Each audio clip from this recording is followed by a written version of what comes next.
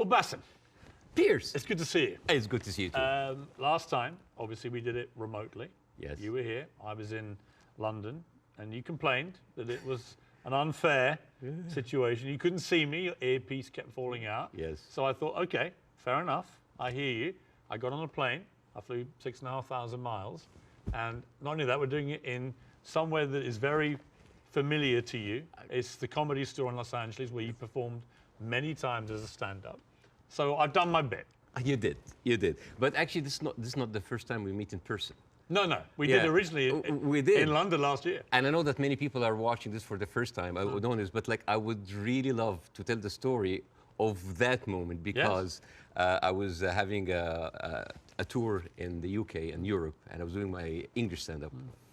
And one of my, advertising promotion plan was to come on your show. So my agent called me, it's like, Bاسم, you're going to be on Piers Morgan. I said, damn. It's like, what's wrong? It's like, well, Piers Morgan blocked me on Twitter. I did. And he said, like, what did you do? I said, well, during January 6th, the insurrection, you tweeted something about it. And I was so angry at what's happening. And I remember you having you and Donald Trump in a picture. And I said the guy who had Donald Trump with him, whatever. and then I used like very harsh words. And of course, you blocked me. So and then I said, like, does he know? I don't know. Does he know? I don't know. Does he know? I don't know. So I walked into the studio, and the moment I was like being seated and they're preparing before we go on air, and you said, "Oh, hi, Bاسم. It seems that you have more followers than me, but it seems that I blocked you. Why?" And I told you, and then we said the story on air. And it was funny because I made the joke, I was like, you have always been standing against cancel culture, and you just canceled me on Twitter. But we agreed that this is not canceling because this is your own space and you're free, but now you're unblocked me, and we're here. And we're here. And it was, and actually we agreed about January the 6th, by the way, just for the record. I was, don't know about you, maybe you weren't surprised, I was completely staggered by the response globally to our interview several weeks ago. Were you taken aback by the scale of it? Yes, of course, but I understand why. For many years, the media covering the Middle East has been showing a certain point of view. I'm not going to say bias, but I would say it did not allow certain voices, voices from the other side to be heard. And that is why you see the frustration. Whenever you speak to people in the Middle East, they tell you the same thing. They're not very happy with the coverage of the Middle East because our voices are not heard. Now, I am the least qualified person ever to talk about this conflict. And yet, just because I relate some of the talking points that we say and we hear the whole time, people felt heard. And when people have this feeling, they're happy. They have this response. They say, like, oh my God. For the first time, the West are actually hearing our point of view. Some of the point of view might not go well with other people, but at least we have a conversation. And I think that is the reason why people reacted that way. It's such an incendiary subject matter. I've never seen social media so ablaze with hostility on both sides. Did you actually, as well as enormous praise from the Arab world, did you also get criticized by some parts of the Arab world for not going perhaps hard enough? Oh, you didn't do that, you didn't do that. The thing is, this is like, you're damned if you do, you're damned if you're not. Right. If you don't speak up, why don't you speak up? If you speak up, you didn't speak up enough. If you're done, why are you if you speak up too much, oh, you're taking all the attention on you. And I love that fact because people always who accuse people of being the center of attention, they are actually not very happy that the attention is not on them. This is actually like a rule on social media. But yeah, there was a backlash, but there's also a backlash from the other side, which I mean, here and other comedy clubs, I worked with people from all kinds of different backgrounds, Jewish, Christians, Muslims, Arabs, atheists, all kinds of people. And there are a lot of people who went into my socials like, oh, so you're a terrorist sympathizer now, And I think it is important to have a nuanced, deep, interesting, intelligent conversation. A lot of people waiting for this are kind of like, yeah, Bاسم, bury Piers, show him. And this is the problem with the news today. The problem is the news today, it's not about the news anymore. It's about the people giving you the news. So it becomes a show, a circus. Two gladiators in the Colosseum, two pigs fighting in the mud. And this is why people don't get anything out of it. It's a circus. You know, one of the things I heard a lot was, who is this guy? And they weren't talking about me. Sometimes I wonder.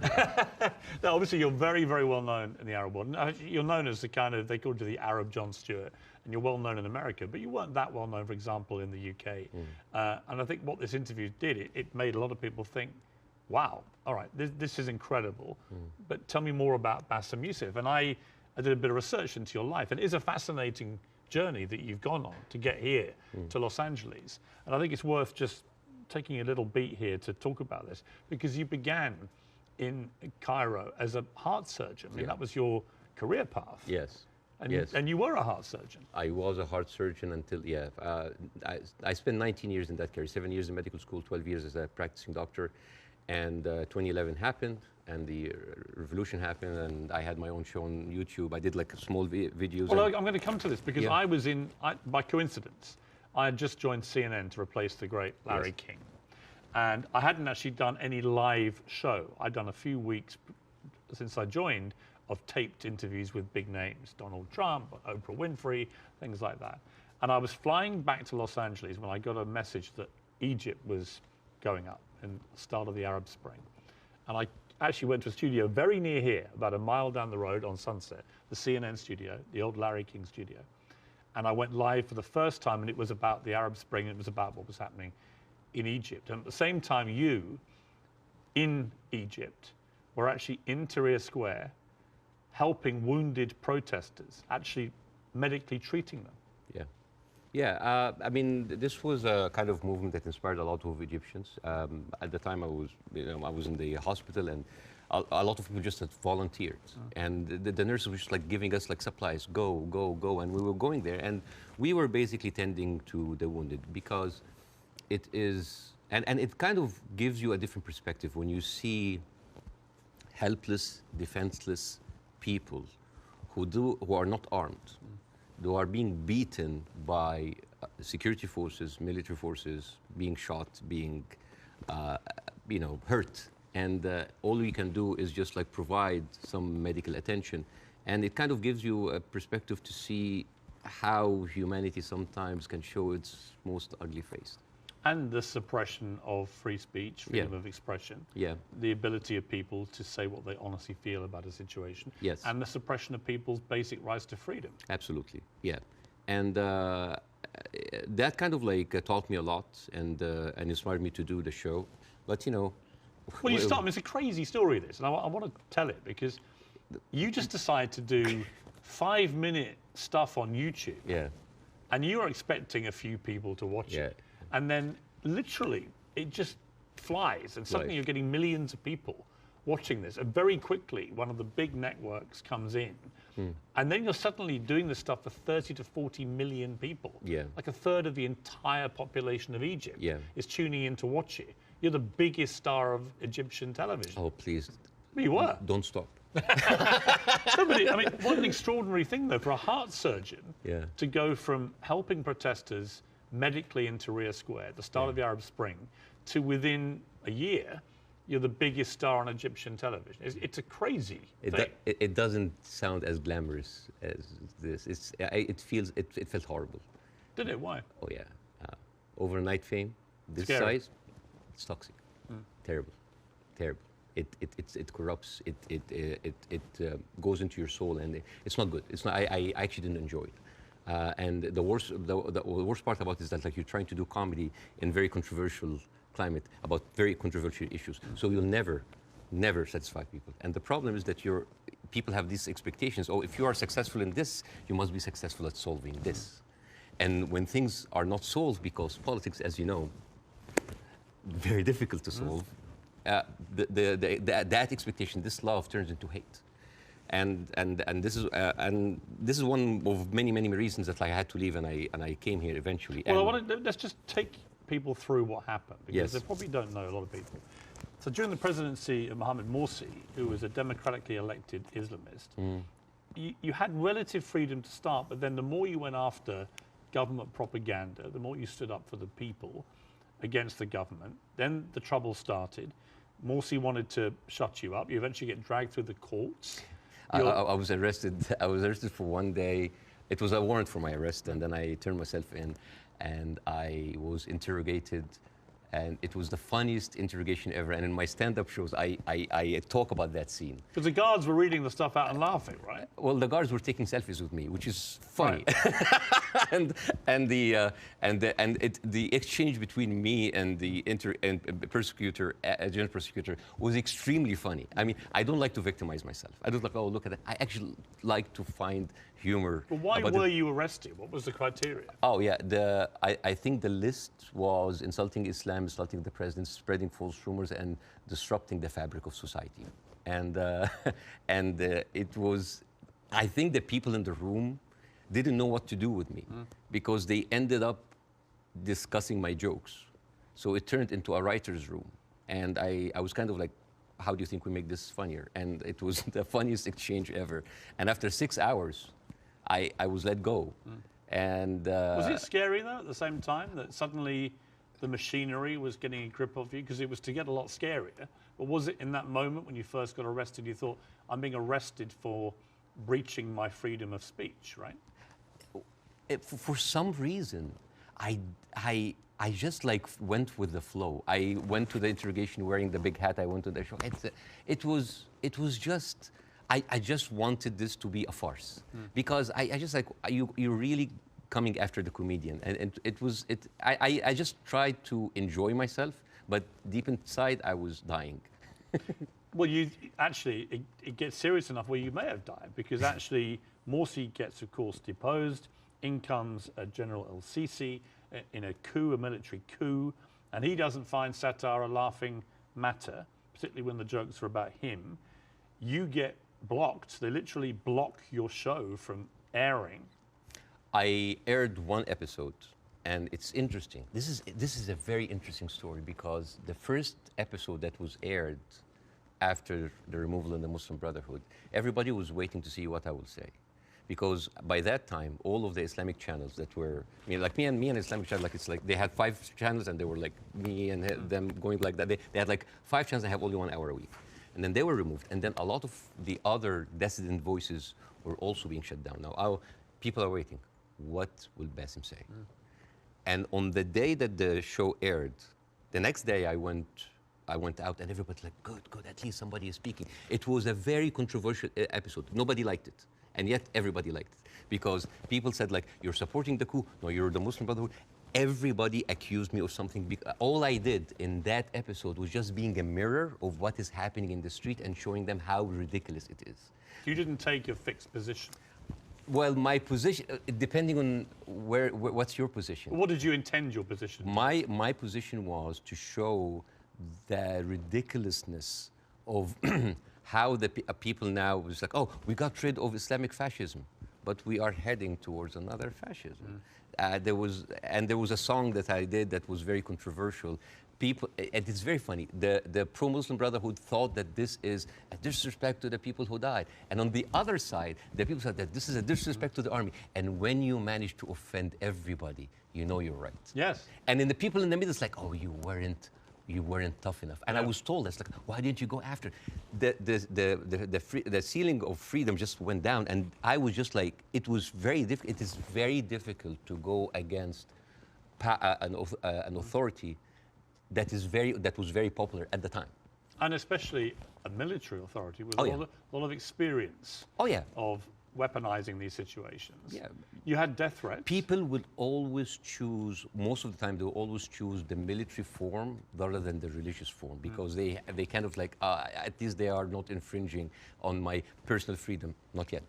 But you had threats on your life, didn't you? Oh, all the time. I don't talk about that because like I have been having death threats like never stopped since 2011. Never stopped. Have they continued since our last interview? Oh yeah, they never stopped. People threatening to kill you? All the time. Why? For what reason? Oh, for just saying something that they don't like. Oh, because you are against Egypt, you're against Islam, you're against our president, you're against God. It never stops. It never stops. It doesn't bother you? I mean, if you die, you die. You know? If you die, you die. I mean, since when, whatever, like, no bodyguards deflected a bullet, you know, maybe the guy who was with Ronald Reagan. But Yeah. I think it's like whatever. Even like at a certain point, I actually had like private security. And then I told them, I can't. I cannot live like that. If that's my destiny, if I die, I'll just die. You end up with your lawyer saying you got to get out of it. You got to get out of Egypt. It's Yeah. getting too dangerous. Yeah. Something bad's going to happen. You're going to Yeah. get arrested again and probably thrown in jail, or someone's going to try and kill you. And you flee to Dubai, and then you end up here in America. Yes. Was that always the plan, to eventually come to America, or was it expediency because of what happened? Well, it's funny that you said that because I visited the United States after the first year of my show. And a doctor that's there, an Egyptian doctor, has been there for a while. I said, listen, Bاسم, you are very visible in the media, and I think you can use that to apply for a green card as a special talent. And I did. And it's like, I have like a huge show in It's Egypt. actually the criteria, because I have the same. Yeah. Is an alien of exceptional ability. Yes. Is what they call you. Yes, we're very, charmingly. Yes, we're very We're exceptional. exceptionally able aliens. We are, but we're still aliens. Yeah, yeah. I know. It always makes me laugh. Like, you can come here, but you are an alien. You're an alien, but you're exceptional. Yeah. And I just applied for it, and I got it. I got the Time 100 that helped both from my application. I said, maybe I'm not going to use it. And then when that happens, ooh, the green card came handy. So a lot of people think that I'm here on asylum. I'm not. It was just a strike of luck. You now do stand-up. You've done it for 5 years. And fascinatingly, you do some of it for an Arab audience. You have a whole show in Arabic and an English-speaking yes. version. Yes. And they're probably very different, right? Totally because different. Different sensibilities, different humor, Yeah. different crowds, Yes. different expectation. Yes. Well, the Arab audience come to my show, they expect that's going to be another version of my show that I did in Egypt. And I said, no, it's my personal story. And that when the Arabs come to my English shows, like they think it's like an English version of the shows. Like, no, it's a different story. Even then, this weekend, right before I met you, because of our interview, I sold out Arizona. Really? Yes. And I stood, and the first thing I said, like, who here came because of the Piers Morgan show? I was like, I was like, boy, you're gonna be disappointed because this is not about that. But isn't that amazing? I mean, Yeah. that shows the power of that interview. Yeah.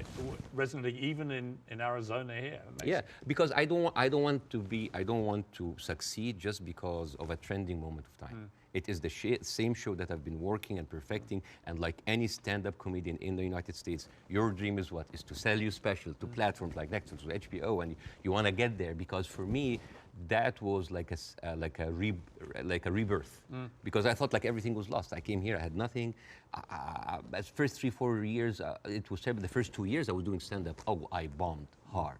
And I went home crying. I said, like, I'm not going to make it. And then suddenly I have already a tour. I mean, even before our show, I already had a set tour.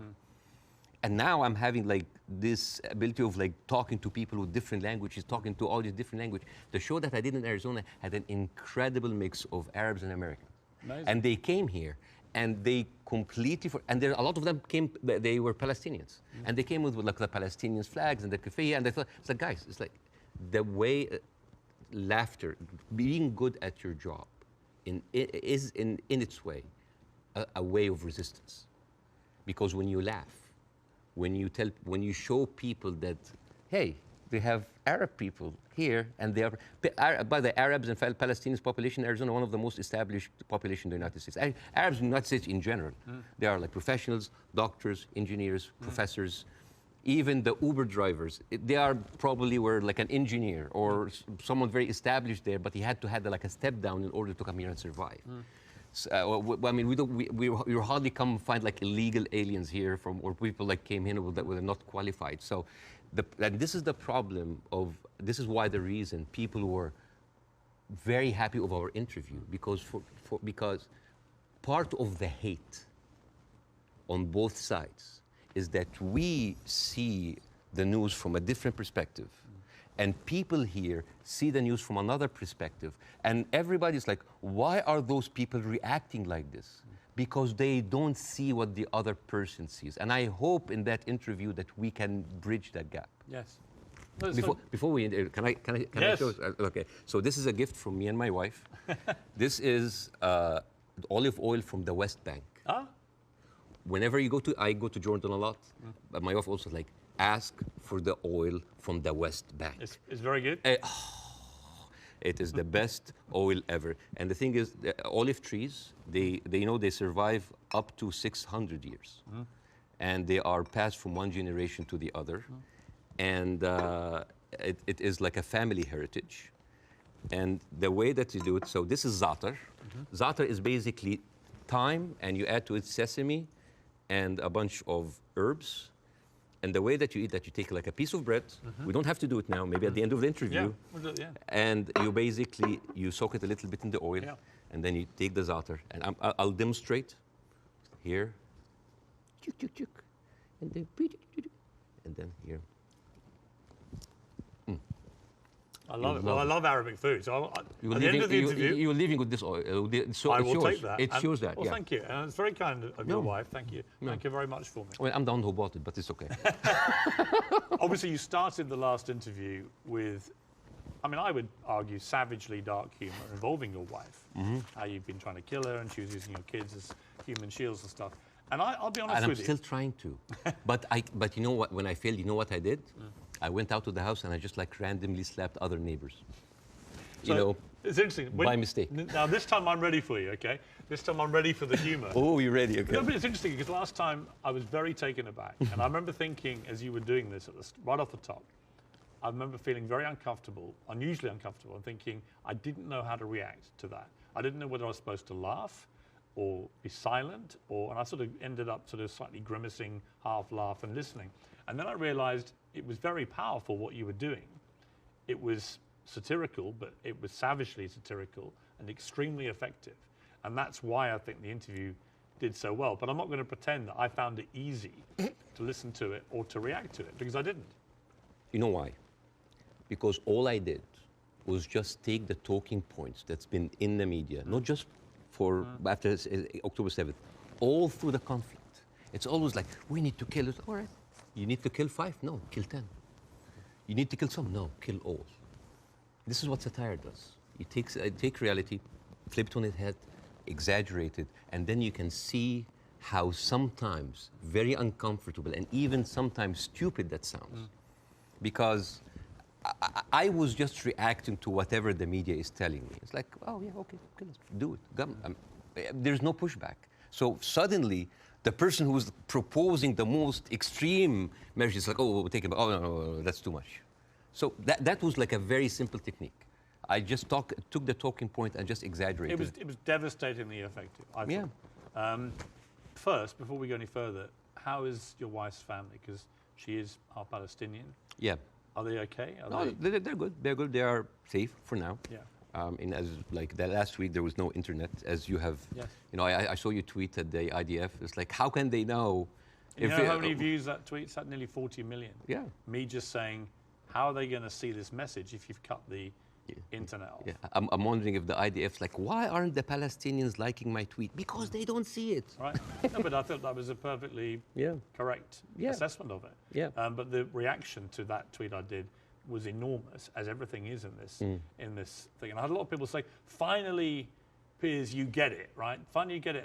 And I wanted to say, listen, I'm trying to reach a place where I get this, but it's an incredibly complicated issue for someone who is not Arabic or Jewish to poke their head into. And I've had to cover it as a journalist for a long, long time. I think I said to you before that I was editor of a Daily Mirror in England when we opposed the Iraq War, for example. So, you know, I have taken stands on this thing. On this one, I find, and I'm going to be completely straight with you, I discussed this with Jordan Peterson this week, and he did a pretty incendiary tweet in which he said, give them hell, Netanyahu, enough is enough. And he was actually very self-reflective about that in the interview we did this week, where he later issued a 20-minute video, because he said sometimes a one-line tweet can be unnecessarily inflammatory to people. Much better to take time to explain it. Here's where I've got to with this conflict now. I viewed what happened on October the 7th as an absolutely appalling atrocity, a terror attack of unimaginable horror. And I absolutely think that Israel has a right to defend itself from the people who committed it, Hamas. And I've questioned for the last 3-4 weeks, what is a proportionate response? And I have said repeatedly, I don't know the answer. I want people who have a view to have a view about that. And I'll ask you again, about where you think we are with this. I also acknowledge that Hamas live amongst civilian population in Gaza, and therefore if you do what the Israelis are currently doing, which is a ground offensive into Gaza, a lot of civilians are going to get killed. And at what point does that become disproportionate or even illegal? And I don't know the answers to those questions. And I have a moral quandary because my instinct is to say that Israel has no choice but to respond to what happened in a very forceful manner. I understand why they want to eliminate Hamas altogether. I understand that if they feel they can, then perhaps we can move to a two-state solution or peace or whatever it may be, although I don't think Netanyahu will ever be the person to do that. But the moral question for me is, at what point does this become disproportionate? And when you see thousands of children being killed in Gaza, it fills me with utter horror. And then people say, well, do you condemn it? And I find it very easy to condemn Israel turning off the water, Israel turning off the power. I think it's ridiculous that Israel should have that power over millions of people who are not part of their country.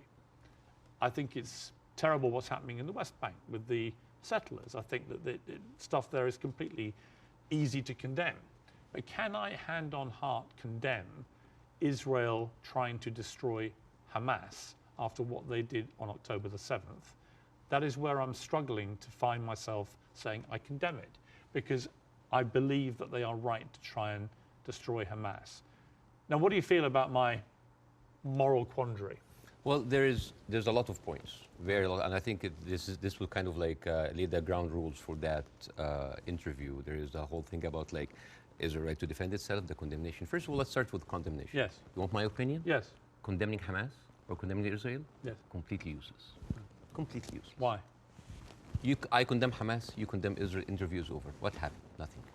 It is just checkpoint, like morality checkpoints. But I've interviewed a lot of pro-Palestinians, for example, some of whom will immediately say, I unreservedly condemn the terror attacks of October the 7th, and then go on to criticize Israel. And I think that's it's a position I can completely respect. Yeah. But I find it much harder to respect a pro-Palestinian guest on my show if they simply resolutely refuse to say that they can condemn the terror attacks. Yes. I find that less worthy of respect. But you see, this is the problem with the news. We go into the circular motion of the same answer. One thing that I have noticed, not just on the coverage of these events, the events before and before and before, every time this starts, people say, we don't know what's happening. It's a very complicated situation. Right. What is happening now?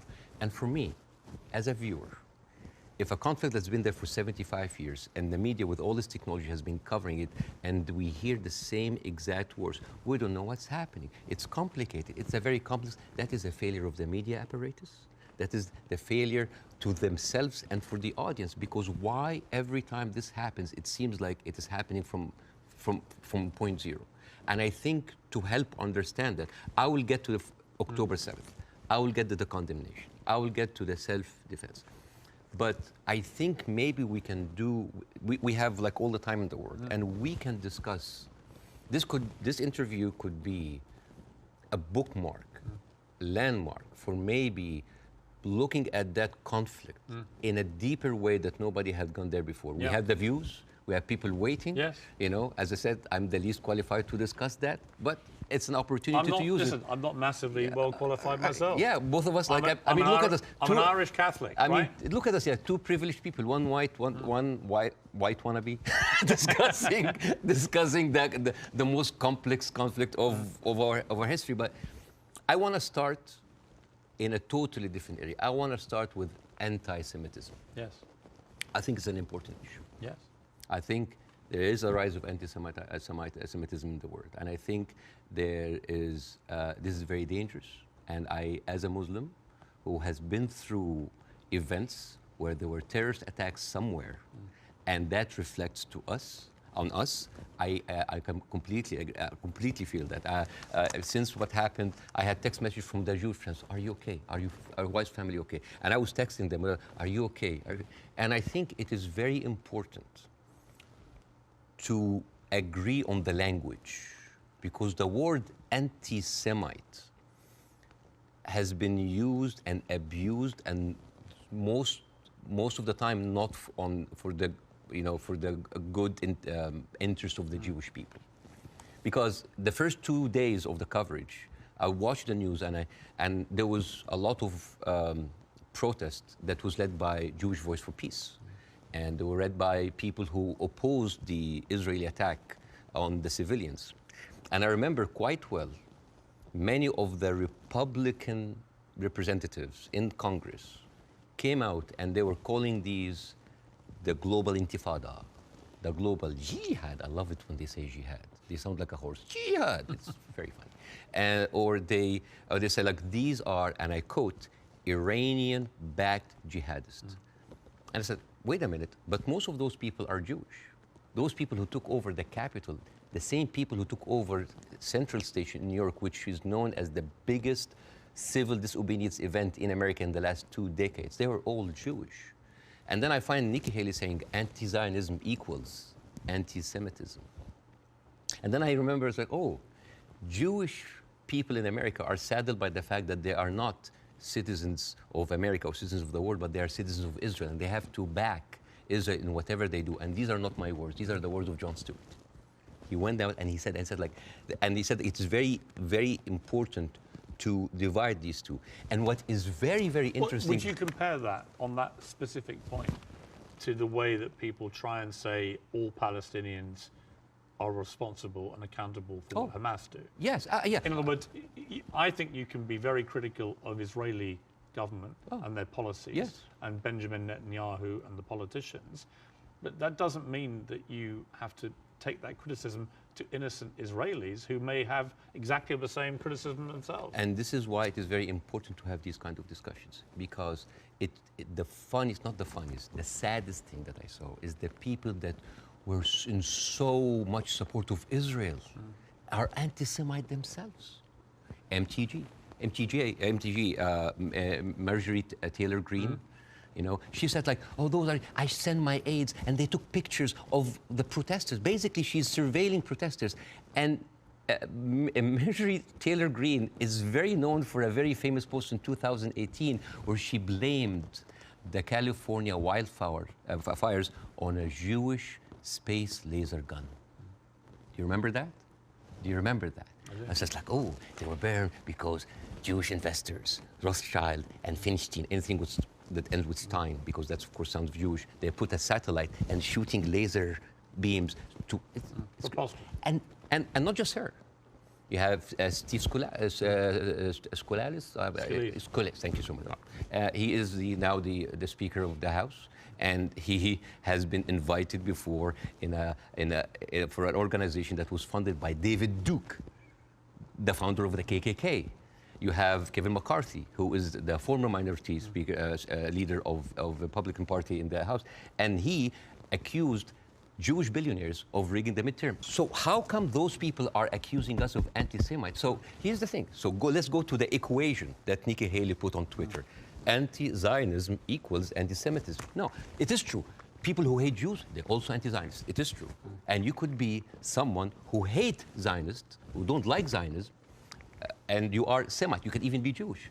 And guess what? You could be a Zionist, like those people, supporting Israel, and at the same time you hate the Jews, because the chant, Jews will not replace us, these echoed in Charlottesville. It did not echo in Gaza. I mean, in Gaza they say worse stuff in between the bombing, on their downtime.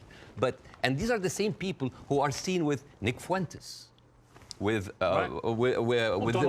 Stephen Bannon. And you know what's most interesting? Trump had him for dinner at Mar-a-Lago. And all of those people are buddies with Benjamin Netanyahu. So how does this work? How does this work? And you know the people who speak against this, like Jon Stewart, like Bernie Sanders, like Naomi Klein, what do they call these people? What do they call them? Self-hating Jews. And you know what else now they call them? They call them capos. Capos. You know what's capos? Capos, basically these were the Jewish inmate in Auschwitz that were forced by the Nazis to stand as guards on their own inmates. You see how degrading this is. And this is the way to shut down conversation. Anti-Semite, Islamophobe, you hate America, you hate the military, you hate Egypt, war on Christmas. This is how you shut an environment that does not allow disagreement is not an environment made for Let me growth. It's an environment made for control. Let me ask you this. Say, take the student protests in Yes, America, at universities. I have no problem instinctively with students protesting. It's actually part of the DNA of being a student, right? But I do have a problem with two things. One, the protests that happened almost immediately after October the 7th, within hours, which were clearly, deeply, deliberately inflammatory and hurtful to Jewish people. Secondly, I have a real problem with the students who were beaming direct pro-Hamas slogans onto buildings on campuses in America. You know, I'm all for free speech, and I really am. The whole show is predicated on that. But not to the point where you see Jewish students barricaded into libraries because a mob is descending on them. There is a distinction to me between people who are obviously overtly, I mean, there was a professor at Cornell University who was literally seen in public shouting how exhilarated he felt by the attacks of October the 7th. He still hasn't been fired, that guy. I think that crosses a line. Do you? Yeah, I do not like this way. I mean, I can understand why, but I don't condone it. I would never, because you have to understand these people, again, I'm not supporting them. I just want to make sure about two things. The reason that I started with anti-Semitism, because I wanted to make sure to clear any confusion that when I speak about Israel, I'm speaking about Israel. Yes. When I speak about Jewish people, I'm speaking about Jewish people. Yes. When I speak with my Zionists, I'm speaking about Zionists. It was very, because no, I think it was very powerful that you did that. Yeah, I have to be careful. That's the first thing you did, because I think it's really important. Yeah, but at the same time, when I tell you why does that happen, it doesn't mean that I condone it. There's a difference between explanation and justification. Those people who are exhilarated, the way that they see, this is the same reason why people were so happy about the interview. What do they see? They see Israel as a criminal state who is killing their people, and in the same time, they are supported by the international community and America. They have no guns, they have no superpower backing them. All they have is just a feeling of happiness, like, yes, our enemies that we cannot touch them has been hurt. All they can think about, that these are their enemies that have been hurt, right? I'm not condoning this, but again, like when people were celebrating terrorist attacks, you know, against Western targets. Of course, I don't condone that. But why? Because those people has been, from a very young age, what have they seen? They're not being heard by the media. The plight and the suffering of their brothers in Israel, in Palestine, in the Arab world, are not being heard. People in Iraq, you know, like when America and Britain invaded Iraq, right? What the Arabs saw? It's like two superpowers are coming in on just regular people. So whenever there was like a bomb or like an attack on American troops, people would celebrate. Yeah, they're our enemies.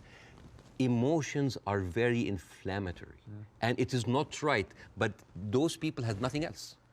All they can is just like shout. All they say is like to rejoice. It is not right. Again, I'm explaining why is this happening, because it's like, yeah, if I cannot get you, I'm just gonna scratch your eyes. I'm gonna scratch your eyes because you've been beating me all the time, and you have the whole international community backing you up, and all I can do is scream. Is it right? No. But it is understandable. Again, it's not the right thing. But no, it's not like understandable. It's like, oh, no. But again, it is an explanation. Now, hate. And again, this is another way why this has been magnified in the media so much. What does the Western audience see? They see people rejoicing for the death of innocent civilians in Israel. This is what have the Arabs seen for years on the Arab world. For example, if you look up Sidrot cinema, this is in 2014 when Israel was bombing Gaza as usual, and the Israelis in the Sidrot, the kibbutz or the settlement, they went on a hill and they had popcorn and they had drinks and they were like watching the show and they were cheering with every rocket coming down. This is what we see. Western people didn't see that. Well, somebody found a tweet actually of mine from 2014 in which I said, at what point does what Israel is currently doing to the Palestinian people become terrorism? And because I've always said, you know, I've spoken about this a lot over the years, and I've always tried to be extremely fair-minded, albeit nobody really wants you to be fair-minded. They want you to take a side.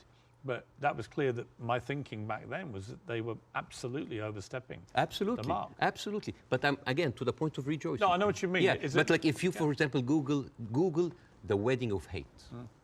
This is like a Jewish wedding in Israel where they were celebrating the arsons and the burning of Palestinians. To be clear, I've seen lots of video but I'm not talking to you, Piers. No, I know. I'm talking to the Western audience because I want to see, like, I want to say, like, this is what they see. I mean, for example, there is a very famous video for Samuel Abu Za'anin, who is like a young kid that he was shot point blank by an Israeli soldier, and he was not allowed to have any medical attention. And as his dead body was being put into the ambulance, the Jewish settlers were cheering. So for an Arab audience, this is what we see every day. So when they see, oh, we heard them back, we heard their people like they heard back, it is not right. But this is what hate does. It escalates, it feeds each other. Radicalism feeds it. It is terrible, and it is just like a vicious circle. So I would like to do something that is very interesting tonight. When I invited Jon Stewart to my show, as much of like a reception that if you've seen the YouTube, people just like, we had to cut the 5-minute standing ovation for broadcast. People were on their feet for 5 minutes. They could not believe it. I remember Jon Stewart telling me I could never imagine that a Jewish guy from New Jersey would have that kind of reception in Cairo. And yet, on the internet, people who would, what? You brought a Jew on your show? Why you are with a Jew? Yes, hate is there. Yes. So, and the thing is, like, why we do not see each other, people in the Middle East, people in the West, that we do not put ourselves in each other's shoes. And I want to do something very interesting today. I want to give, I like telling stories. And I'm going to tell you a very nice story. This is the story, surprise, surprise, of the suffering and the plight of the Jewish people. And I want to say that because it is very interesting when you see the trauma and the suffering that the people on the other side went through, you might understand why they're coming. So this is, see this? This is a map of all of the history of the expulsion of the Jews in Europe. They've been like, I have never seen a minority being kicked around this much, right? And of course, this comes back to the, the whole idea about the original sin, that you have betrayed Jesus Christ. The blood of Jesus is on your hand. And then comes the 11th century. At that time, Jewish people were not allowed to own land. They were just peasants. Even some of the professions were not even allowed to participate in. But they were allowed to do one thing, usury, money lending, because it was prohibited by the Catholic Church to engage into that. So what happens when you work in money? You get richer, right? And those Jews lived in ghettos. Now, ghettos was not just like isolated neighborhoods in cities. Sometimes ghettos were outside the city. This is like how isolated they were. And in those ghettos, they have to pay gold to the mayor or the governor or the prince or the noble. So they would see, you're getting richer. I need more taxes. So they pay tax. What happens when you have a business and they increase your rent? You increase your service, increase the taxes. So what happened? The Christians started to default. And suddenly, the image of the greedy Jew was created. Shylock, merchant of Venice. If it will feed nothing else, it will feed my revenge. Like never did I see a creature I can't remember that. Never did I saw like a creature that looked like a man so keen and greedy. Confound of a man. English. I messed it up. Anyways, but this was the image, greedy Jew, the greedy Jew. This was created because of their conditions, and it became worse in 1095, when Pope Urban II called for the first crusade to go and save the birth of Jesus from the unbelievers Muslim. And this crusade did not kill a single Muslim. You know how many people they killed? 2,000 Jews. Because it's like, wait, the non-believers are all over there. Why? So they went to it's called the Crusades of the Rhineland. So they went to the Jewish community because, hey, we own the money, so let's kill them better than paying them. And then came the plague. And then all of the things like, oh, they're killing babies, who would do that to a baby, And they accused them of poisoning the well. This was the kind of oppression that the Jewish people went through. Fast forward 19th century, there was like the Eastern Jew in Ukraine and Russia, and there was the Western Jews in Europe. those people in the East, the Eastern Jews, had to immigrate because there were pogroms and they were like, kicked out. And at a certain point, the people in the West, especially in England, it's like, there are too many Jews. We need a solution. A solution for what? For the Jewish problem. So it's like we need to get rid of them. And you know what? Palestine was not even on the A list. Palestine was on the B list because England proposed 6,000 square miles in Uganda for the Jews, 1903. And the reason why Palestine was not on the list, that it was objected by a lot of rabbis that said, like, it's a promised land, but only when the Messiah comes. But there were other options, Argentina, South Africa, Uganda, Madagascar. And eventually, they said, all right, let's do Palestine. So they went to Palestine in 1914. There was 700,000 people living in Palestine, 3% were Jewish. 1917, Balfour Declaration. Arthur Balfour, he called the Jewish people in England that they are alien and hostile race. And the thing is, the only Jewish member of the parliament, of the English parliament, Lord Montenegro, he objects, like, these are British citizens, we should not kick them out. So they pushed them, but it was not going fast enough. Came the Nazis. And then it was not about the solution anymore. It was the end losing, the final solution by Hitler, because he needed an answer for the Jewish question, the Judefrage. And then, as you see, the Holocaust happened, the most orchestrated, industrialized, horrible genocide in our modern time. 6 million Jews died. So it accelerated, and they went. First of all, they left Eastern Europe, and they went to West Europe, and they went to America, and they were turned down, and they were pushed towards Palestine. So by 1948, right before the declaration of the State of Israel, there were 2 million people living there. Only 30% of them was Jews. So the whole idea of like a land without a people to a people without a land was a marketing thing. They were already Palestinians. So suddenly, from our perspective, the Jewish problem is not a Jewish problem, is not a Middle Eastern problem, is not an Arab problem, it is a European problem. It was pushed on us together with the guilt because now we are the anti-Semite. Now we are the Jewish hater. And not just that, they took land.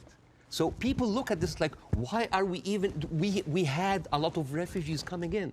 And during that, there was a lot of, as you know, Zionist militia, the Aragon, the Haganah, all of these people were killing Palestinians. The famous massacre of Deir Yassin. You're talking about the atrocities of October 7th, it's horrible. But in the Arab mind, there is Deir Yassin, where there is an incredible movie called Tantoura, T-A-N-T-O-U-R-A, where the Israeli members of those militias, they talk about the atrocities that they did, including opening up the pregnant women's bellies and having bets if the boy inside is a boy or a girl. It is one of the most horrific, and they talk about it, some talk about with regret, and some talk about with pleasure. We did that, right? So you have even King David, I think your Prime Minister, Mr. Sunak, was there. And if I was British, I would question this. Because as you know, King David was bombed by the Aragon militias. 91 British soldiers died. I don't know, if I was British, how come my Prime Minister would have the nerve to stay in that hotel? I mean, you know, the ghost of the 91 British soldiers, that must be haunting for them, you see? So when you see all of that, and you see that suddenly, overnight, 1948, there were 1.5 million Palestinians, half of them, 3/4 of them were overnight pushed into refugees. Yeah. And this is why it's called the Nakba, the catastrophe. So now we have all of this building up into the minds. And suddenly this was like a conflict, a hate, a problem that we didn't have to do anything with. This was basically pushed on us by the Europeans. You see? So this is why it is important to say that. And I'm not saying that just like, oh, let's wipe out the State of Israel, let's like push them in the sea. No, but it's important when you talk about the conflict, that you talk about the root causes, right? No, there was like a vibrant Palestinian culture happening over there. And right now they are erasing this culture. Suddenly I'm thinking of like Israeli feta cheese, Israeli hummus. Oh, that's an insult. Israeli hummus. Come on. I mean, take the land, but leave the hummus, man. I mean, come on. I mean, that's not fair. You are someone who's always spoken against culture, cancel culture. Right now, a whole culture is cancelled. Let me ask you this. Jonathan Friedland is a top Jewish journalist for the Guardian newspaper. He wrote a very interesting column last week in which he said, at the root of all this, you could argue you have two sets of people with just cause, and they believe passionately in their just cause.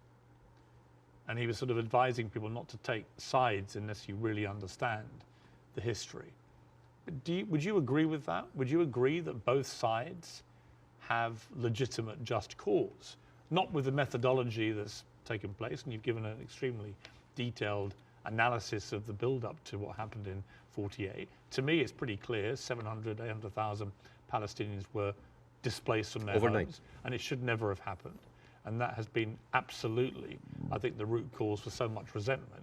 But can you, at the heart of this debate, agree with Jonathan that you could argue there's just cause on both sides? There is a cause on both sides, but I'm walking on a tightrope here because I'm not a Palestinian. Yeah. But from the Palestinian point of view, there's a lot of people. I mean, there are 2.2 million people living in Gaza. There are 3.5 million people living in the West Bank. There is 350,000 people living in East Jerusalem, and there is like 6 or 7 million people living outside. Those people, the Palestinians that were pushed out, they do not have the right to go back. Right now, if you meet Palestinians, you'll see them wearing a necklace with a key. That key is their house that they were kicked out from in Yafa and Haifa. You know, like my wife's family comes from Ramla, which is 50 miles from Gaza.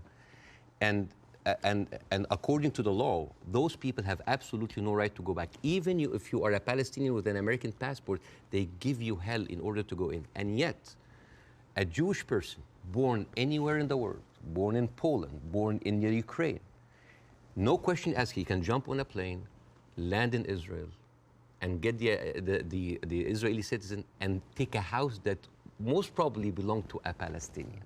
So it is not just like it is an ongoing injustice that has been happening. Now, I mean, where would you criticize, if you're being fair-minded, where would you criticize from 48 onwards the behavior of the Arab side? Well, put yourself in the Arab side. At 1948, you constituted 70% of the population. Suddenly, the UN is giving you 48% of the land, right? Not just that. I mean, the Arab regimes, because they did terribly. And see, this is the thing. Like, Arab nationalism at the height of these people feed on each other. You know, because it's very, very important to have a problem. Oh, it's Israel. And for Israel, oh, it's the Palestinian. It's a very good distraction. I mean, sometimes I feel that like the Palestinian cause is very useful for both sides to stay there as attention because it's always a way to reflect. But, and this is a very important question because in the mind of the Western audience, they always thought of the Palestinian resistance or the Palestinian side as like Islamic, as militant. No, as a matter of fact, some of the early suicide bombers were female Christian Palestinians because they, like the RIA, you know, they were fighting for a land. The whole idea of Islamization of the whole cause came very later. As a matter of fact, you will find this very interesting because when I saw this, I did not believe it. This, you know, the Fatah movement, which is the PLO, the Fatah. This was their slogan. Can you see? You see there's a crescent, a cross, and a menorah. And they say unitary, democratic, non-sectarian. So basically in the 1960s, Fatah were basically marijuana-smoking tree-hugger hippies. And yet that didn't work, right? And the thing is, I always hear that like Arabs were giving so many chances for peace. That is not true. As a matter of fact, all along history, Israel didn't give an inch of land by peace. 1973 war, they gave back Sinai because Egypt like initiated the war. 2006, they went out of south of Lebanon because of the resistance they have. Even the disengagement of Gaza, they didn't do it out of the goodness of their heart because they had too much casualties. And even the Oslo Accords, the peace treaty, the one that Isaac Rabin and got the Nobel Prize for, they did it because of the Intifada. So what is the message that Israel is giving to the Arabs? I will never give you anything with peaceful resolution. You will always have to fight for it. Do you not think that, for example, I mean, Bill Clinton feels this very strongly, that there was a great deal to be done, and Arafat, just in the end, having indicated the whole time that if we got to this place, there would be a deal, just walked away. That was the closest that everybody came, and that actually, I mean, could Clinton have done any more than he tried to do then? I am not, again, that's why it's very important to have people who are much more qualified than me to talk about this. But two things I can say about that. Number one, the whole thing about the Oslo Accord, there was a video for Netanyahu who was talking to the settlement offer 2001, and he was bragging about sabotaging.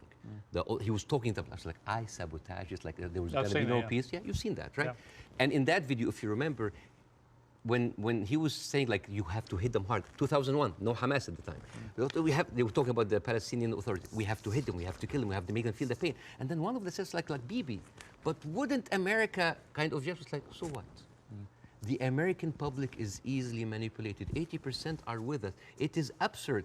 And as a new American, where I can have the privilege of being retrospectively angry, I said like, this guy is mocking the government and the people who have been with him all the time. It's like, oh, they can be easily manipulated. They can do it. And even, by the way, even Isaac Rabin, the one who actually did the peace accord, he was known famously, say, the way to actually beat those children is to break their bones, called the broken bones policy. They will like get those kids and break their bones on the pavement. So this has, the whole idea about like Israel wanted peace and Arabs only wanted to fight is a very, very bad representation. I actually think as it's gone on, the genuine will on both sides for peace has not existed. No. I think it's been a deceit to the world. No, I'm sorry. And to the relative groups of people on both sides. The official... And actually a betrayal of them. The official stand of the Palestinian Authority, and again, I cannot speak, I mean, it is very difficult to do this. The official stand of the Palestinian Authority is that we are just happy with 22% of the land. Just give us like the... Yes, there are people that dissent, but the thing is, you cannot just say, okay, let's talk about peace. And then you take away my land. Let's talk about peace. And there's a kind of like passive aggressiveness happening. Oh, let's talk about it, but I'm going to build settlements. I'm going to suffocate your cities and your villages. You see, I think that has been incredibly inflammatory. Yes. Worsening the situation. I think putting back the chance of peace. I mean, Netanyahu, I interviewed Netanyahu earlier this year in the middle of the big social protests in his own country. And I couldn't understand what he thought he was doing, except that it seemed to me political expediency, that he had to get power, you know, again, he had put a bunch of right-wing headbangers into his cabinet who have incredibly bad records, speak in an incredibly incendiary way about Palestinians, for example, and that he did this for power, and then he launched, because they were pushing him to do it, a ridiculous assault on the integrity of the Supreme Court, the independence of the Supreme Court. And many Israelis rose up. So Netanyahu has become, to me, a big problem. Right? And the people, all the polling shows that. Israeli people are very unhappy with Netanyahu. I don't think he's ever going to actually want to forge peace. And in fact, I think he was instrumental with Hamas in wanting to keep them in power, because he felt that that would create the split with the Palestinians, with two political groups, and that would be good for Israel. And it was leaked in a Likud conference in 2019 that he was bragging about giving Hamas money because this is a way that we can keep Palestinians divided, and yet so we'll never have one. So this is a guy who was... But look, we can agree about Netanyahu, I think. No, right? But not just Netanyahu. There's a book... And I would say most of his cabinet. There's a book called The Fear of Peace. It's by Moshe Zimmerman. And he's an Israeli historian, and he said, like, the average Israeli citizen does not have a vision of peace. Because for 70 years, this is a country that has been, the war has been going on for, they have been expanding because of war, the military is taking over, so the whole idea of peace is not even there. It's not just Netanyahu, like you have, I remember you have interviewed Naftali Bennett. Yes. And I think you tweeted that like that was like a very kind of reasonable take. Yeah. I don't think I said reasonable. No. Yeah. But like this Naftali, he went after Queen Rania, and he called up shame on Queen Rania. No, I didn't say reasonable. I just said this. I did a fire emoji. Yeah. Yeah. I just said what he was saying. Yeah. I mean, I was going to ask you about Queen Rania, and let's ask about since you've raised it, because Queen Rania accused the West of a glaring double standard. She said, "This is the first time in modern history there's such human suffering, and the world is not even calling for a ceasefire. So the silence is deafening, and to many in our region, it makes the Western world complicit." Now, other people said, well, okay, if you feel that strongly, why aren't you taking in any Palestinians? Why is Egypt not taking Palestinians? Why does the Arab world want to constantly attack Israel without actually offering any place to go for the Palestinians. And what do you say to that? That is exactly what Israel wants. And that is exactly what might actually starts Third War III. This is the war solution. These are Palestinians. These are their lands. And then suddenly take them. Why? So they've been basically kicked around from their homes. And now another country should take them? You see what will happen? Imagine this. Now, and because Israeli official has been talking openly about this. It's like, why don't they just go in Sinai? Why they go? You know what will happen? Those people are going to be pushed in Sinai. And with any population, 2 million people, they are living in refugee camp. What do you think will happen? Unrest, chaos. And then after a few years, the Western media will come with their cameras like, oh, look at those Arabs. Oh, they're killing each other. Oh, Israel is good that they got rid of them. And then they will go to the West Bank. And suddenly those 3.5 million people push into Jordan. The whole idea, why does Jordan take them? Why does Egypt take them? The same question. Europe has 44 countries. Why don't they take Israel? America has 50 states. Why don't they give them Florida? I mean, we seem to complain about Florida the whole time. Why don't they just like give Israel? The whole idea was like, oh, you're Arabs, you're all the same. No, no, no. Because what will happen then? So Israel will move into Jordan? That's like, oh, Saudi, why don't you take the Jordanian? So this is not a solution. This is not a solution. Bاسم, I hear you. I'm not taking a position either way. Let me ask you directly. But I want to say something about what Queen Radia said. Okay. The whole idea about like the West. Yeah. I think that in 3 weeks, Israel morally corrupted the West like no other. I think the West will have a lot of time to recover because for years, the West has been telling us, oh, look, we're liberal. We're all about human rights. All are equal. Adopt our values. And then suddenly, but you don't want to even to cease. We don't want to even tell Israel to stop. And suddenly we wake up and we found McDonald's are giving free meals to the Israeli because like nothing will make you feel better after killing a bunch of Palestinian kids than a happy meal. So let me ask you this. They have a toy. So this brings me to Hamas, okay? So what Israel will say, because they say it to me every time they come on the program, whoever from Ehud Barak to Natalie Bennett, whoever it may be, they say, look, we suffered such a catastrophic terror attack on October the 7th that we have decided we are going to get rid of Hamas. There are 40,000 or so Hamas terrorists in their eyes who need to be got rid of. And I do believe they're terrorists. Only terrorists can commit the kind of act of terrorism we saw. So can we, on that point, can we agree on that? Do you believe Hamas is a terror group? It is classified by America as I'm not a big fan of Hamas, and they are a militant group. Does like stuff like... Are they terrorists, do you think? Yeah. Cool. Okay. So we agree on this. So you have 40,000 of them living in Gaza amongst the civilian population. If Israel has decided to eliminate a terror group, Hamas, as the world did with ISIS, for example, and I think there are a lot of parallels given the way they behaved on October the 7th to ISIS, how do you do it?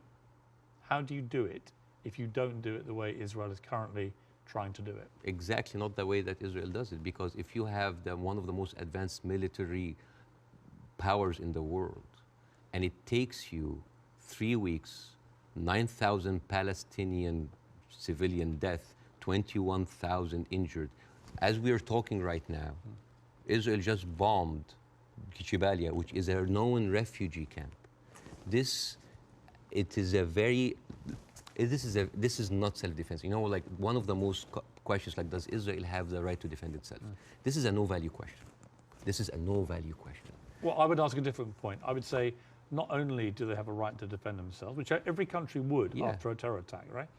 But they actually have a duty and responsibility to their population to try and stop that happening again to them. They've been doing... And I do understand, and I agree with that. Yeah, but here's the thing. If it takes you all of that time, all of these civilians, to take out a few hundred guerrilla fighters... We don't know how many of the people who died. We don't know. It doesn't matter. Yeah, but Bاسم, you don't know and I don't know. We don't know, but right? like... We don't even know if the casualty numbers are correct because they're all coming from Hamas. And we should believe Israel? No, not necessarily, no. No, I don't believe either side. But here's my problem with Israel. But here's my point. I don't think we should assume that we know these statistics are correct. I don't think we should assume we know exactly how many children are being killed. We do know a lot have been killed, so the moral argument remains the same. But we don't know how many Hamas terrorists have been killed in the last 3 weeks? We just don't know, do we? So basically, we're dealing with a very incompetent military force that has been sucking America dry for years, and then they cannot do the job. But how else do they get rid of Hamas? Not like that. How do they do it? I don't know, but not like that, because they've been trying. But you've got to have another. They have. First of all, I'm not a military expert. Second of all, they've been trying the same thing for years. They go in. This is not an eye for an eye anymore. This is an eye, a limb, a life, a house, a neighborhood, a whole population for an eye. But they don't see. I mean, your friend Ben Shapiro, that you particularly despise. Oh, I love Ben Shapiro. He's very smart. Oh, yeah, but you've been very critical. I mean, that's fair enough. I'm sure he would be of you. But when I asked him about proportion, he said, I don't care about a proportionate response. So let's kill civilians as Hamas did this, so we are going to get rid of Hamas. But it's not, in his eyes, it wasn't eye for an eye, tooth for a tooth. It was this group of terrorists did this, and we are now going to rid the world of these terrorists. And this is very important to look at things in context. When you see how Israelis talk inside their community. There was a very famous post by Uriel Eritzol. He is the speechwriter of Netanyahu. He said, what is so horrific about understanding that the whole Palestinian people are our enemies? All of them are enemy combatants. We should kill them, kill their mother, destroy their homes, the homes that they raised those snakes, so no snakes will be raised in this house anymore. And this was reposted by Ali Chaket, which is the Minister of, wait for it, Justice. It's not about Hamas anymore. It is not about Hamas. They can tell you it's about Hamas, but it's not about Hamas. It is basically, they have said it many times, Beirs. This is a way to kind of push them into Sinai. This is not about eradicating Hamas. This ship has sailed. I am sorry, but anybody who still believes that this is about Hamas is stupid, because I don't agree with that. Really? No, because I think. But why there? I'll tell you why I don't agree. There are like 100 people. I think any country that suffered the kind of terror attack that Israel suffered, with the kind of death toll that occurred that day, 1,500 plus people, grandmothers, kids, young women being raped, kidnapped, beheaded, it's been reported, and so on. Well, you can raise an eyebrow. I mean, they found a young woman's skull, right? But what about the babies that were beheaded? Well, there was a report, and you and I had this discussion on air. You falsely quoted me, and I wanted to clarify that with you in person. You thought I'd said that 40 babies had been beheaded. So what did you say? I never said that. What did you say? I said it's been reported that 40 babies were killed, some of whom had been beheaded. That's what I said. Yeah. Totally different. Yeah. There's a very different. Well, it is different. Yes. Do you accept it? English is a second language, so they're different things. Of course, yes. Between saying 40 babies have been beheaded and 40 babies have been reported to have been killed, including some. So where are those beheaded babies?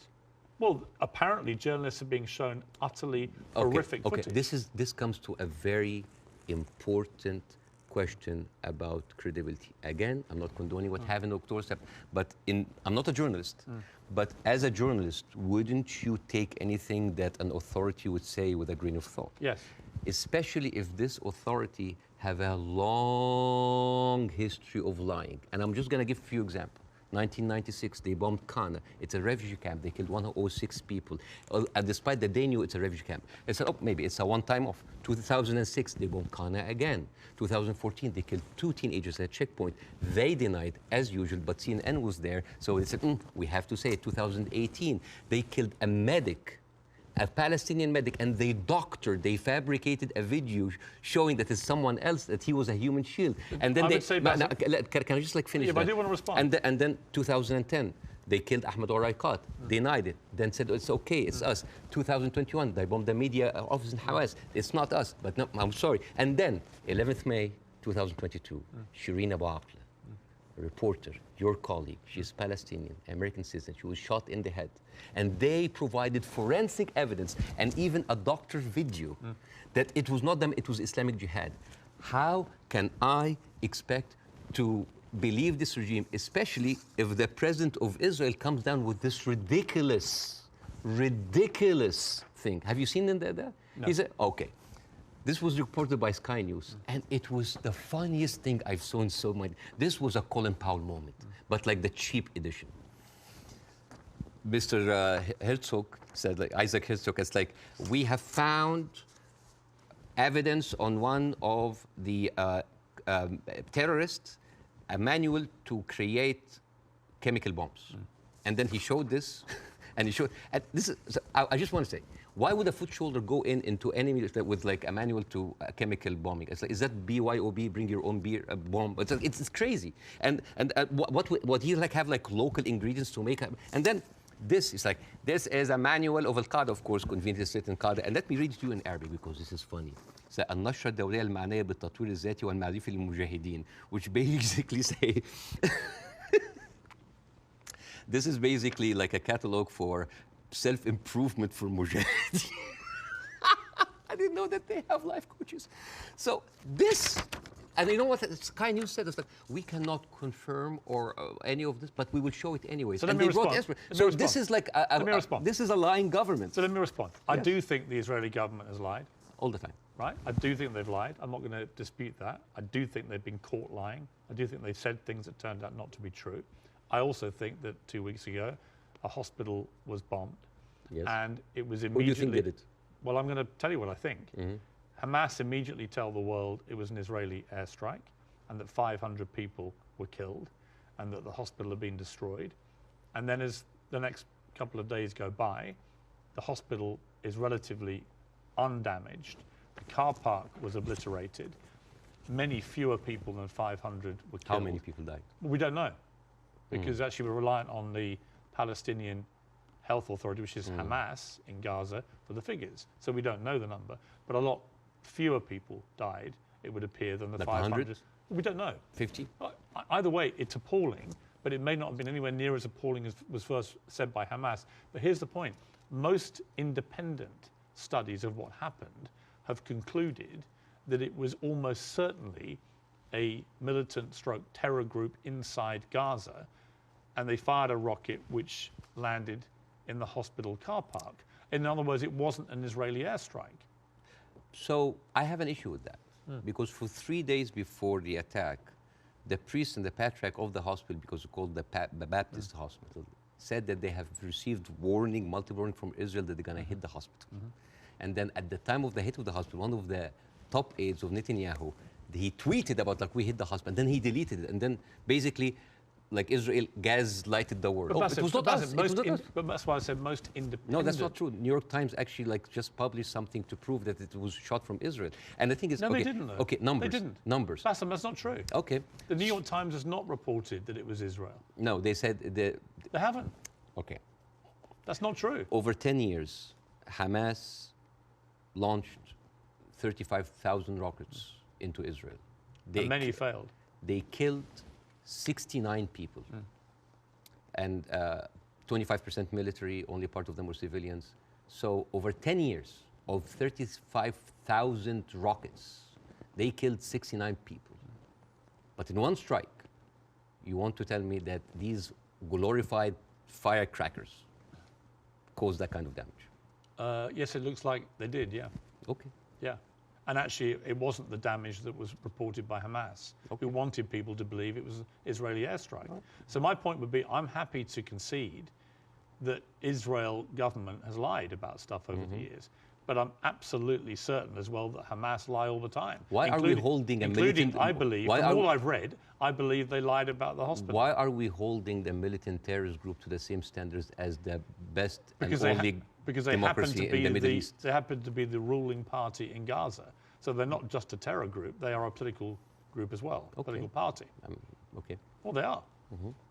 So the question again comes to this, and so far you've ducked it, so I want to ask you one more time. We can both agree that the scenes in Gaza right now are horrific, because I do feel that. But I don't know how else Israel can eradicate Hamas than the way that they're currently trying to do it. Do you have an alternative for them? Well, again, we are locked in the same thing, what can we do now? But we don't look at what was happening over there. The best recruiter for Hamas is Israel.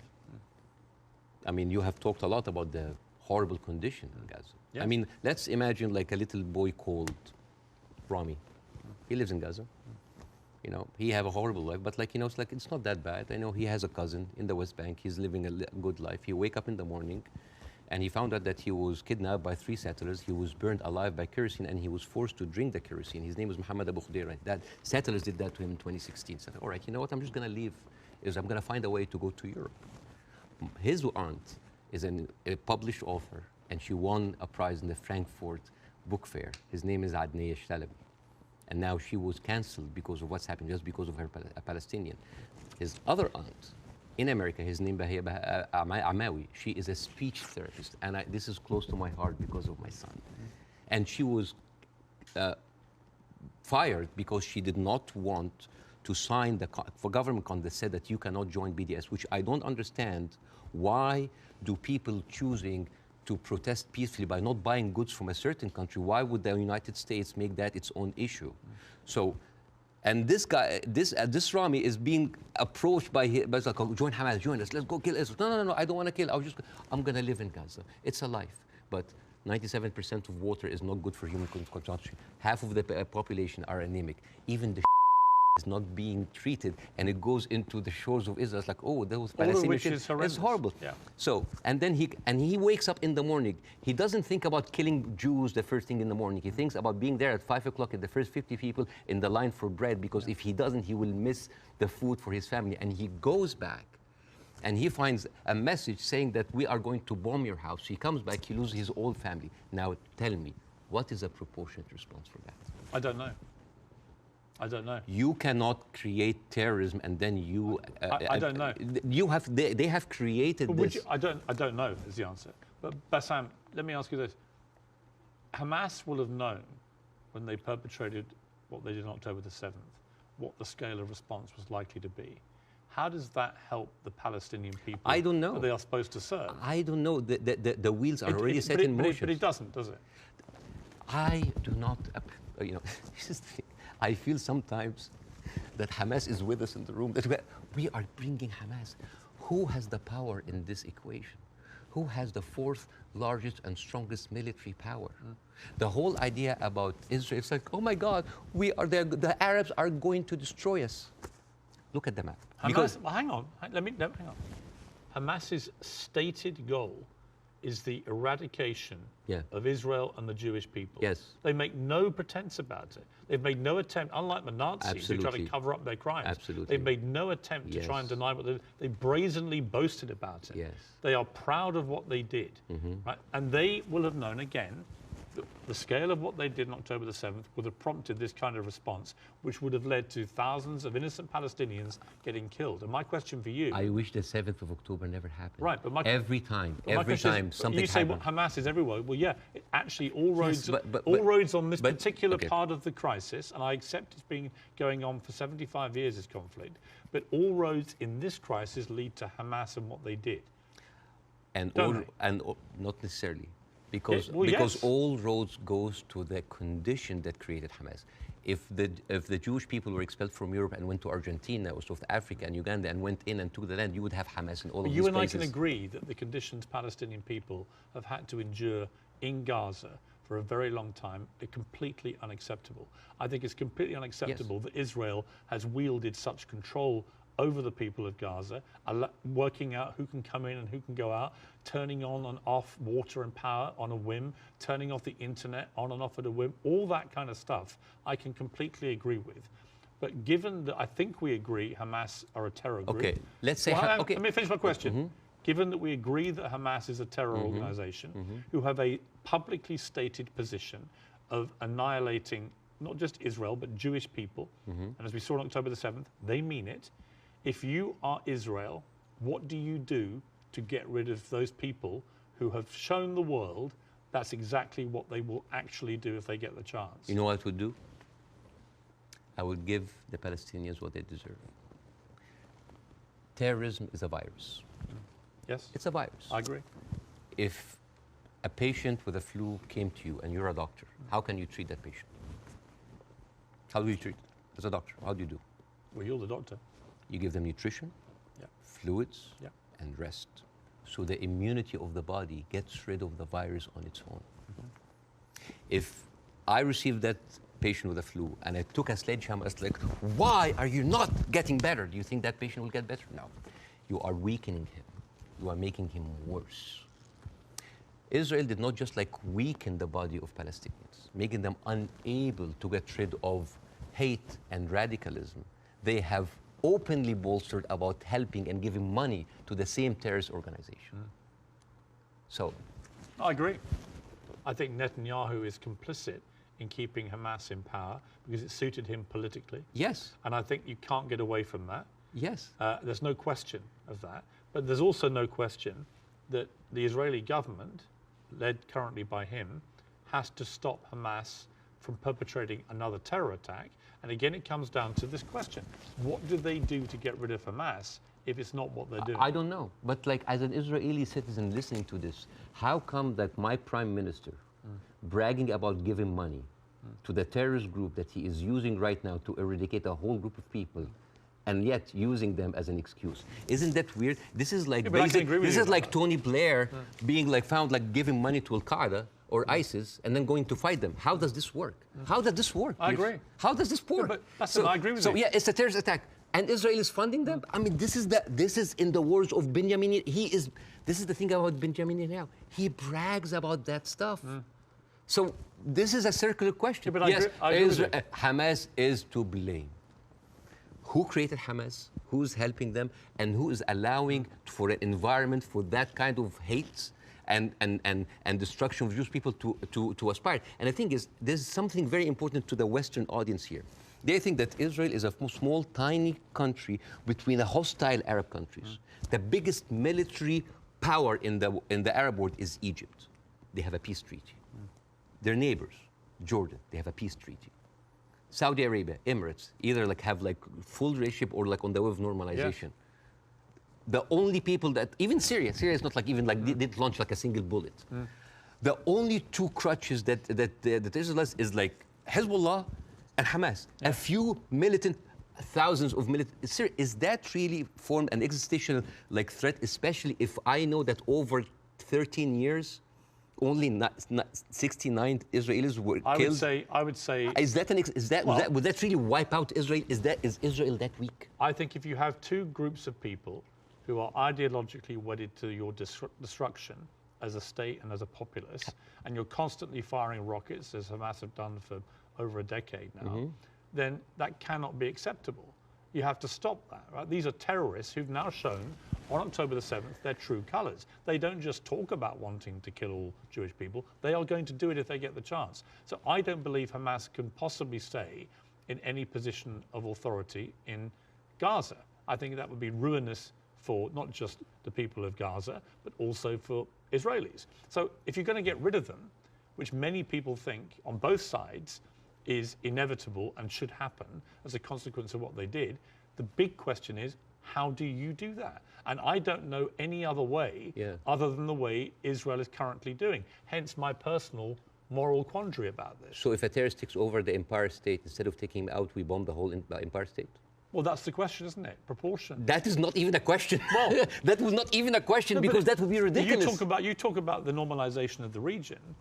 I mean, the theory that I most buy into, supported by recent, I think, Wall Street Journal reporting, that hundreds of Hamas terrorists had gone to Iran for training before this attack. Okay. It had obviously been very carefully organized, and so that is, I think, highly likely. But if you're Iran, and you're looking at all this normalization, and you're looking at Saudi Arabia being next, this is your worst nightmare. So a perfect time to commit an atrocity like this through your proxy of Hamas. Again, I'm not a political expert to know what is the background, but let me tell you. It's a likely theory. Is Hamas justified? Is all of the horrible conditions that Palestinians are living in, is that a justification for Hamas doing what they did in October 7th? Good. Do you think so? Of course not. Right. So we're agreed. No, of course. So let me ask you the question a different way. There is no justification what Israel is doing now. No Hamas, no terrorist attack justifies this. Well, because you have been there. No, but you have been there. You have stood against the Iraq war. Yes. And that is too much. Yeah, but here's the difference. You are killing a whole population. No, here's the difference. I didn't stand against them for that reason. I stood against the Iraq war because I did not believe we had seen evidence that Saddam Hussein had weapons of mass destruction. So we were fighting a war against a country and a despotic leader which had nothing to do with 9/11, as they were trying to claim. It was actually a lie perpetrated on the world, and the consequences were disastrous. 1 million people died. I mean, over 150 British troops died. My brother served in Iraq and could have been one of them. You know, the whole thing was a fiasco, a deadly fiasco. It led to the rise of ISIS and all the hell that came with that. So, you know, yes, absolutely, I fought that campaign against that war, and I wish I'd been successful. But the singular difference here is no one is disputing, least of all the Hamas themselves, that they perpetrated this attack. And I believe Israel has a fundamental right and a duty to defend its people from them doing it again. So if we can agree on that as a principle of a country that's had that kind of attack and how you deal with it, the question then becomes, how do you eradicate the people who did it? And I just think, given the intense nature of the way the population exists in Gaza, very, very large numbers of people in confined places, and that is in itself unacceptable, and I will agree with you about all of that, and that has to be fixed longer term. But actually, if Hamas are everywhere there amongst these people, I just don't see any alternative to what they're doing. And I'm very happy to consider one. But I don't think you have one either. So if the Iraqis were actually, there was evidence that they were behind 9/11, would that still be okay to kill a million Iraqis? We have a parallel, which is Afghanistan. And in fact, I would say, but that raises a different question. So was the Afghanistan war just? I believe it was, in a way that Iraq wasn't. I believe that Afghanistan was harboring terrorists, Al-Qaeda. We know that they were training there. We know the Taliban were there. And we went in, we launched this war. It goes on and on and on. Huge bloodshed on both sides. And in the end, after a ridiculous overnight pullout by America and President Biden, the Taliban are back in charge and waging the same kind of medieval rule they waged before all this. So you've got two things. Was it justified to strike back at Afghanistan for harboring Al-Qaeda? I would say yes. Did the means in the end justify the war? You could argue no, actually, because actually you ended up with the Taliban back in charge. So they're two different things. And it may well be here, by the way, as I've said, that if Israel pursues this ground invasion, it backfires horribly. It leads to a much wider conflict involving many other people, possibly including Iran directly. And it could be a horrendous escalation and a massive war raging through the whole region. And that is my fear about it. But I come back to the central point of justification, and I'm really struggling to see what else Israel is supposed to do to get rid of Hamas. And if you've got an alternative, let's hear it. I do. Piers, this is never about Hamas. Believe me, it is never about Hamas. If somebody tells you who they are, listen. Israel has been telling the world all the time, they need to clear the Gaza Strip into Egypt. You think that's always been the plan? Always there. I mean, they have said it. They have said it many times. Why does Egypt take them? And do you think when Egypt takes them, do you think they go back? No, never. And then when they're done with Gaza, they will go back to the West Bank. They will kind of like build the settlements around them, and then until they push them into Jordan, because that is the plan. They have talked, not just Benjamin Netanyahu, everybody said like, there's no state, two states. It is one state, and it's for the Jewish I don't people. think he believes in a two-state solution. Nobody believes in a two-state solution. It is one state. But nor do Hamas, obviously, and they're the ruling authority in Gaza. They don't. You see what you're comparing? It's a militant group. It's a small militant group. But they are Israel as a nation. They are the elected political leadership. They were elected in 2006, and 50% of the people in Gaza right now are under the age of 16. They were not even born. I understand. Yeah, like so. And the thing. All right. So Bاسم, let's agree about that. But that's the circle state. It's I understand. It's a circular firing squad. Hamas. I know. But okay, let's move forward. Oh yeah. Let's assume somehow we get to a place, possibly at the instigation of countries like Saudi Arabia and others getting directly involved, where you get to a place where Hamas are removed, and I don't quite see how that happens without enormous further bloodshed, but let's assume they get removed. Let's assume that Netanyahu is removed from office, which I think is highly likely just from the fury of his own people about what they see as the defensive and security failings, plus his attack on the Supreme Court already causing huge polarization. Let's assume we get new leadership in both places. Could there still be peace? Could there still be a two-state solution? No. It can never happen. No, because Israel have already shown it's not about Netanyahu. It is the policy of Israel not to give the Palestinians their seat. It has always been there. But what if you find leadership that understands? You will not. But why are you so... You will not. Why do you not think so? Because Israel has been... But they would say the same about the other side.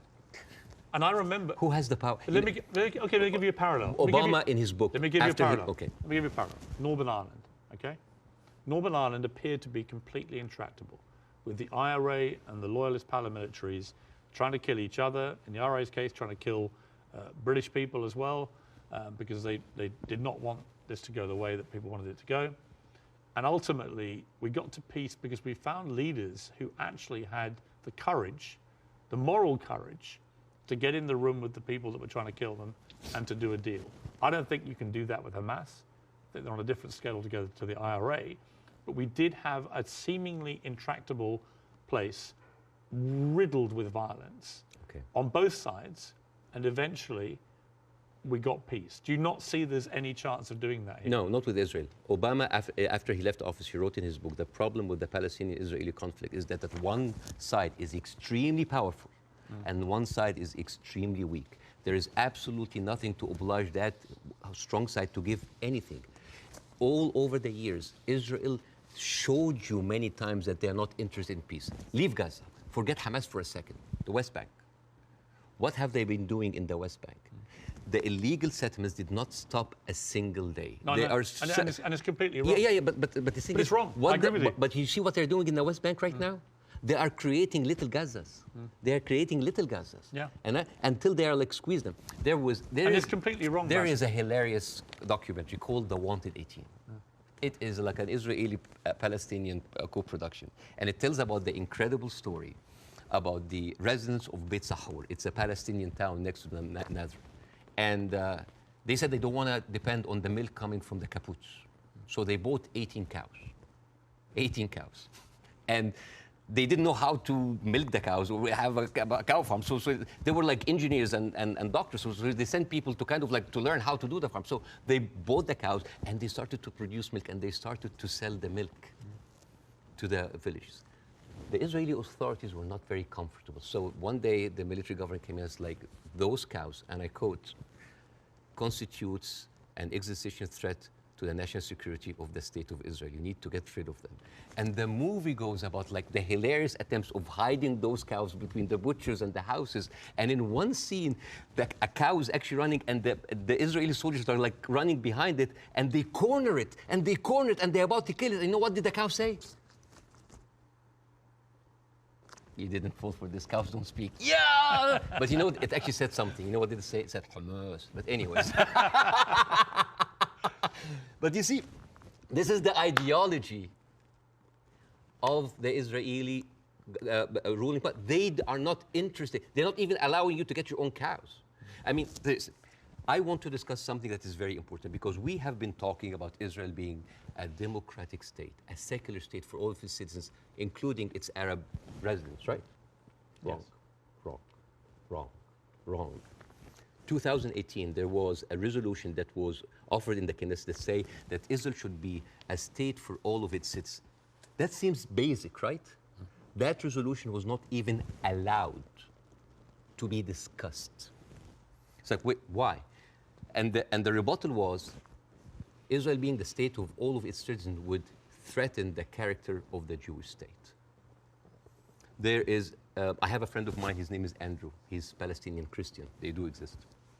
And his family comes from a town called Tarshiha. As many Palestinian towns, these were like, you know, had another Israeli town called Kafar Vradim. It is a left-leaning town. They voted against Netanyahu by 70%. And they announced an auction to sell houses. And then they noticed that most of the applicants were Palestinians. They canceled the auction. Why? Because in each Jewish town, there is something called admission committee that can decide who can live in this town. Sounds like Jim Crow for me. And then they canceled. And you know what they say in the reason? They say, Kafar Vradim welcomes all citizens of Israel despite their race, gender, or color. However, the majority of the town would like to preserve the character of the town as being Jewish, Zionist, and secular. How does this go together, secular and Jewish aside?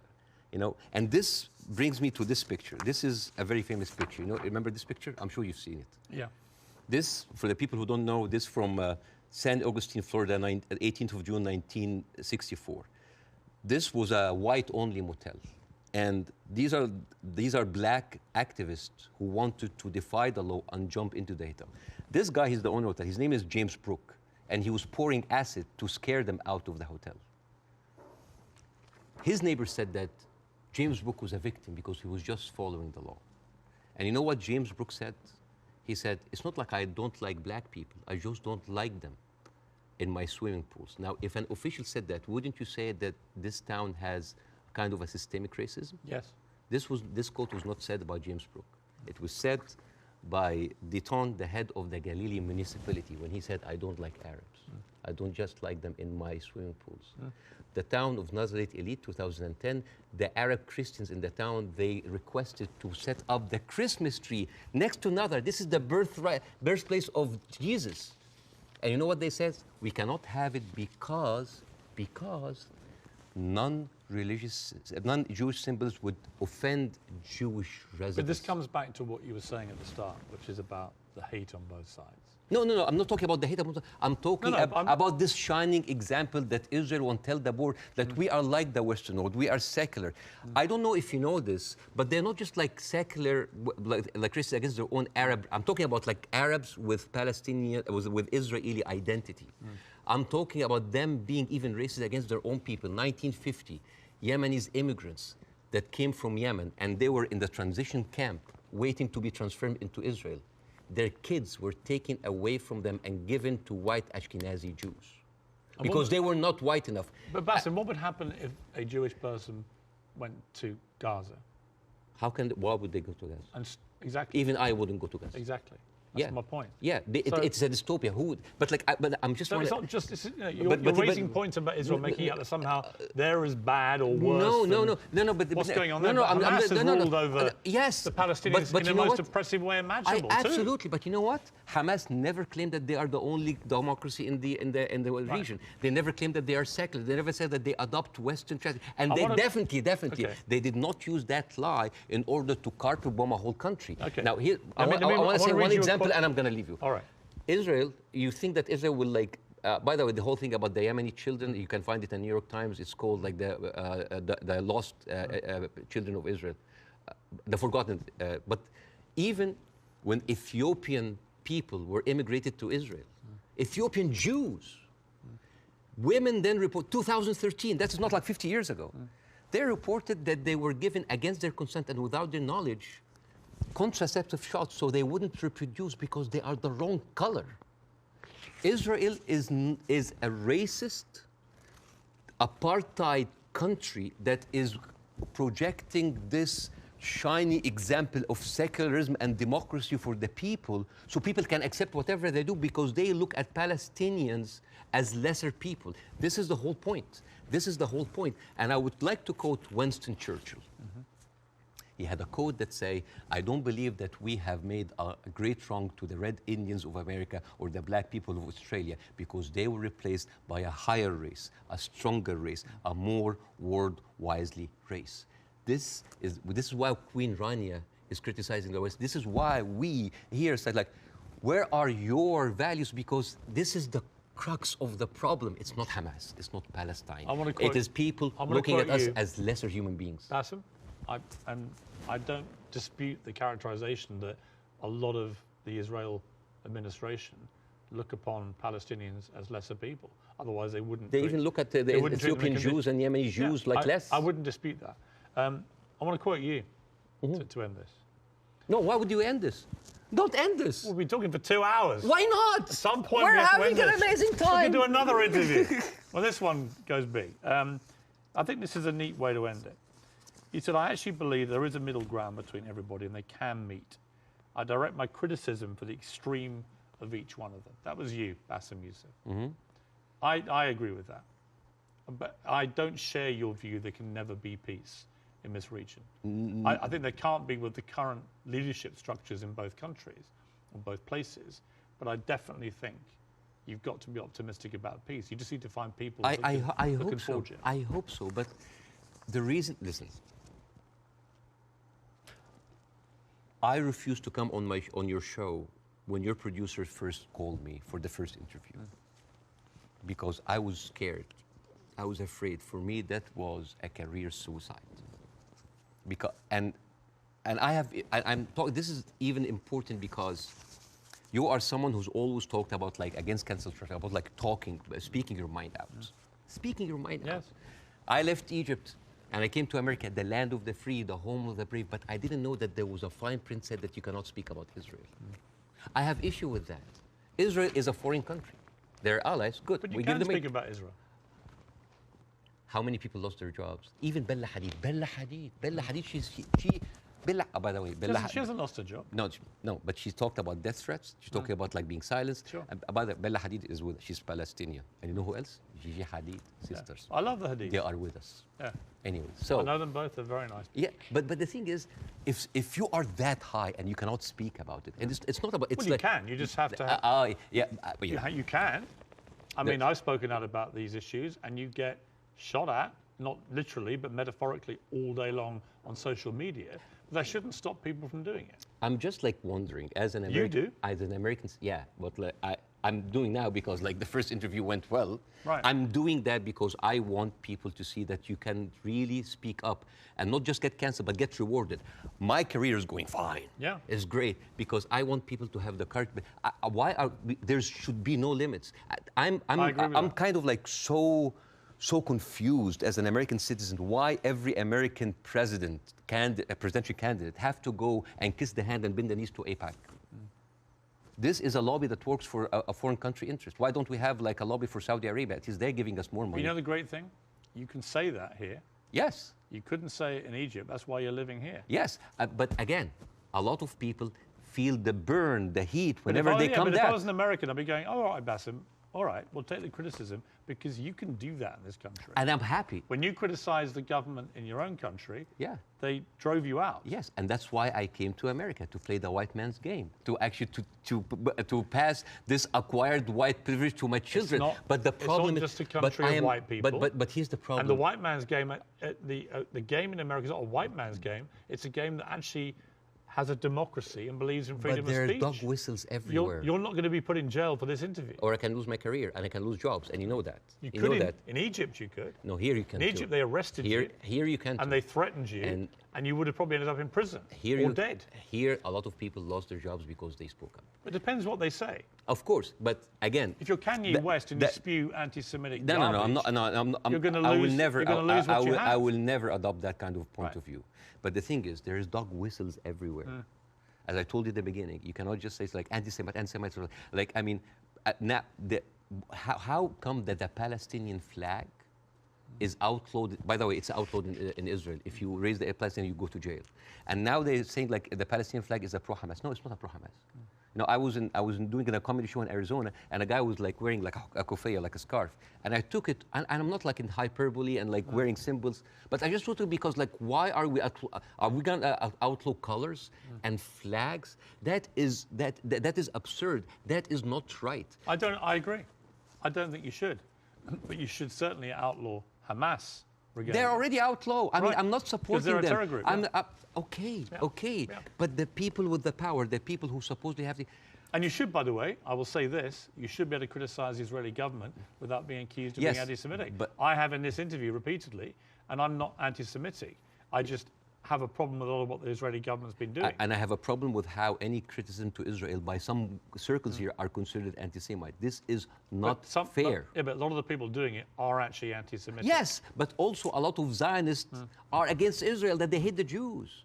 You know, we've discussed that. I want to end on a happy. But before that, I want to just like say 2 words about the media, which is, please. Sure. Mr. Zomlot, the Palestinian ambassador that you have, this guy lost 6 members of his family in an Israeli strike. And when he went on like some British news thing, he sat down and the lady told him, it's like, we are very sorry for your personal fund. I'm sure you don't condemn the killing of Israeli civilians. What? In the same moment. There's another girl like called Yara Eid. She was like on Sky News. And the girl was like crying, like, I lost 30 members of my family, 17 of them are children, I lost my best friend. And then, what did you think would happen forget about empathy. I think a lot of people... What about manners? Well, I think you have to start, I've said this repeatedly, you have to start from a place of humanity. You have Yes. to look at what happened on October the 7th and feel utterly outraged and disgusted for the loss of human life. Yeah. And you also have to feel that for what's happening in Gaza to innocent people. But and if you can't feel both for both sets of people, both sets of innocent people being killed, if you can't feel a sense of despair and horror over their deaths, you don't have any humanity. Believe me, Pierce, it's not really about that. There's a deep sentiment in the Middle East, in Arabs, that the West do not look at us as equals. Well, you know what? So what I did, I went to the machines. Yeah. And I asked ChatGPT simple questions. Do Israelis deserve to be free? And you know what they tell me? Yes, Israelis deserve the right like any other people. And then I asked the same question, do Palestinians deserve to be free? And you know what they tell me? It is complex. It is a sensitive issue. Well, it's not complex. It's not sensitive. The Palestinian people should be free. Yeah, but And they even should- the machines let me have- finish. And they should have exactly the same rights to freedom and freedom of expression and a way to lead their lives and to water and to power and to Yeah. internet that Israelis have and we have here in America and we have back in my home country of the UK. And I want that for the Palestinian people. We've got to end it there. Okay. Mainly because I've worked up a hell of a All hunger right. in 2 hours of interview, and you have brought your wife's cooking. So, okay, Hala. So tell me again how I do this. Okay, so basically, Take a piece of this, You- put you- it in you- the olive oil, yes, which is from the West Bank, yeah, from the West Bank, and then a little bit of this, yes, like that. yes. This is like amazing oil coming from the olive tree. This has come from the West Bank. Since 1967, Israel have actually uprooted 800,000 olive trees, just to. That is absolutely delicious. I know. Please thank your wife for me. Thank you. Wish her all the best and her family, particularly those who are obviously in Gaza. It's been great to see you Thank you so much. in America. Let's do it again. Let's do it again. Let's keep talking. Yes. I honestly think the way through this is people keep talking. Yes. Good Thank to you. see you. Thank you so much.